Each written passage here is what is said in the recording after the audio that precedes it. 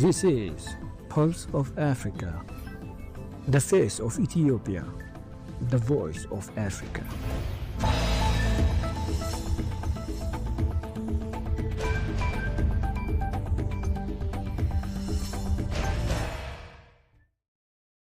Hello viewers, you're watching Pulse of Africa.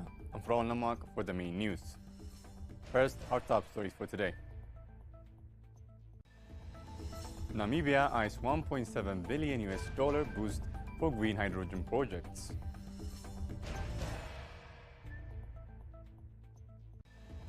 Ghana agrees to accept West African deportees from US. South Africa's online retail sales set to surpass $7.4 billion in 2025.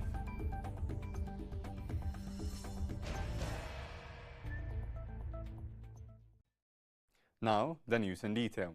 Namibia is set to mobilize $1.7 billion to accelerate its green hydrogen ambitions. Officials announced at the Global African Hydrogen Summit in Windhoek, which attracted over 1,500 participants from 75 countries.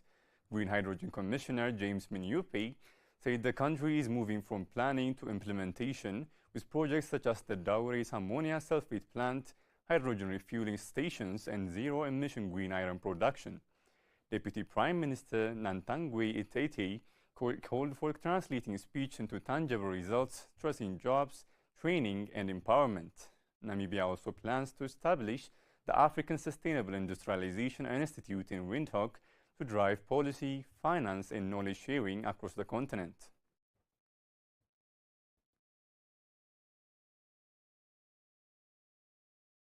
Ghana has agreed to receive West African nationals deported from the United States under a new bilateral deal President John Mahama announced.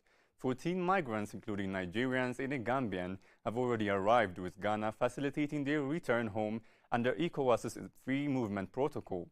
Mahama said the U.S. requested Ghana accept third country West African deported as part of Washington's immigration crackdown. Ghana joins Rwanda, Swatini, and South Sudan, which have also recently received deportees.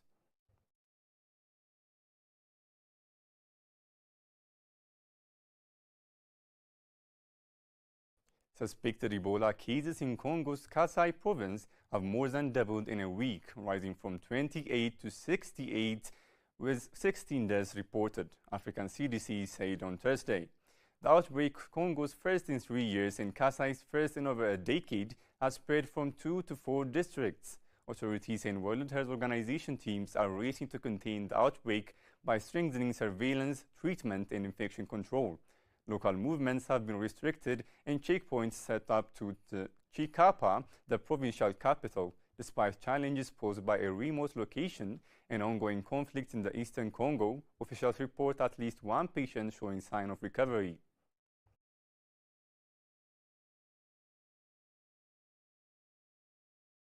Morocco officially launched the AYA Anwar Yildiz Additive Industrial Project Wednesday in the Jorof Lassafar Industrial Zone, marking a major step in the country's industrial and food sovereignty strategy. The MAD 480 million agro-industrial and biotechnology plant developed by Anwar Invest spans 7.1 hectares and is expected to create over 500 jobs. Designed as a green project, it features a water treatment plant and 14 megawatts of installed power, 40% from green electricity. Ministers highlighted the project's role in industrialization, sustainable development, biotechnology exports, and national food security, while reinforcing Morocco's presence in global value chains.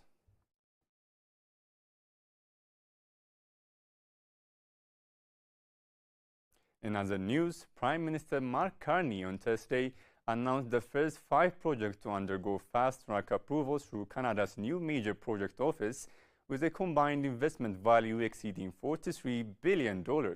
The project, including large-scale energy mining and port expansion initiatives, while 3 future plans feature a proposed high-speed rail link between Toronto and Quebec City. Launched last month, the MPO is designed to accelerate nation-building projects by streamlining regulatory assessments, approvals, and financing. The office aims to identify projects of national interest and reduce approval timelines to no more than 2 years.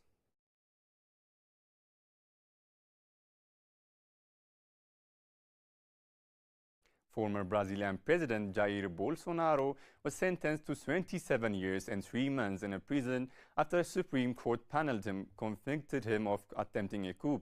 4 of the 5 justices on the court's panel voted to convict Bolsonaro on all 5 charges in the historic case. The conviction came when Justice Carmen Lucia and Cristiano Zanin voted to find Bolsonaro guilty of plotting a coup to remain in power after his 2022 election defeat. Their votes created a 4-to-1 majority, joining their colleagues Alexandre de Moraes and Flavino Dino, who had voted for a conviction earlier the week. The single dissenting vote came from Justice Luis Fux on Wednesday, who voted to acquit Bolsonaro of all charges.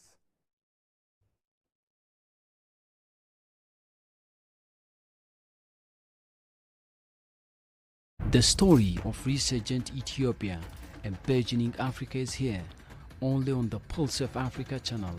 All the time, Pulse of Africa, the face of Ethiopia, the voice of Africa.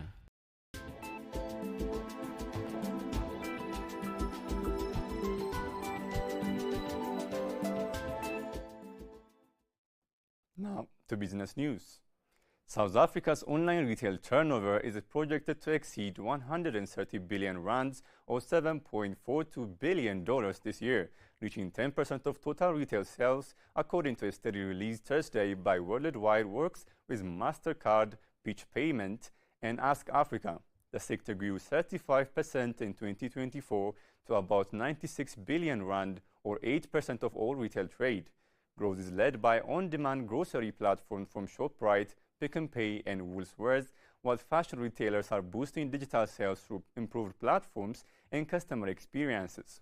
The entry of global players such as Amazon is also expected to intensify competition in South Africa's expanding e-commerce markets.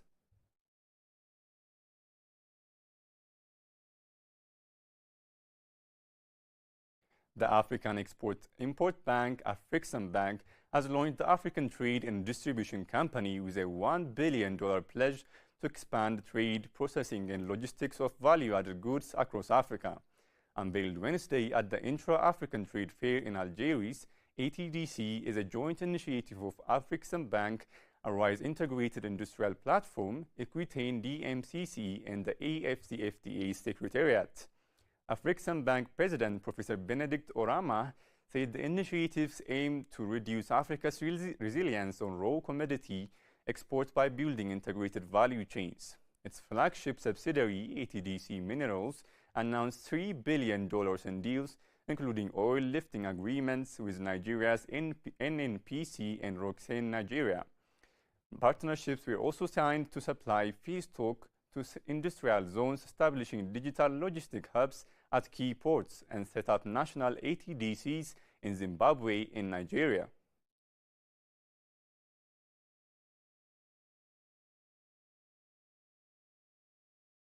Before concluding, let us provide you with the latest update on global commodity prices.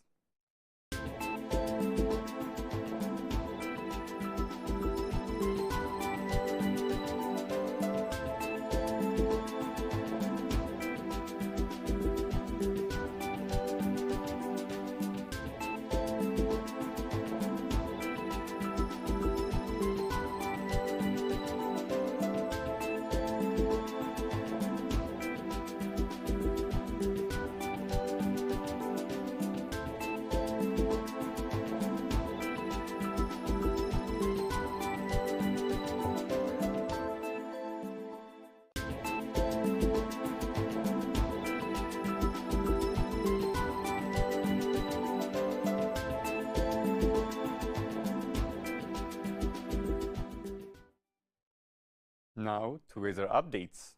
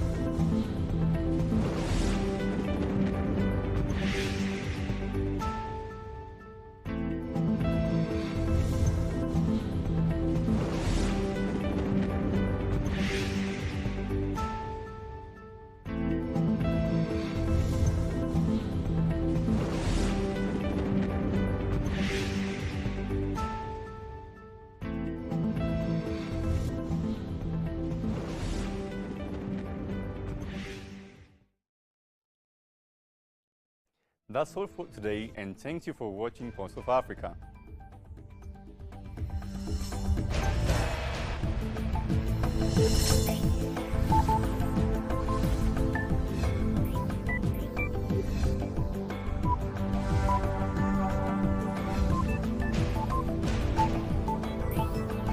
This is Pulse of Africa, the face of Ethiopia, the voice of Africa.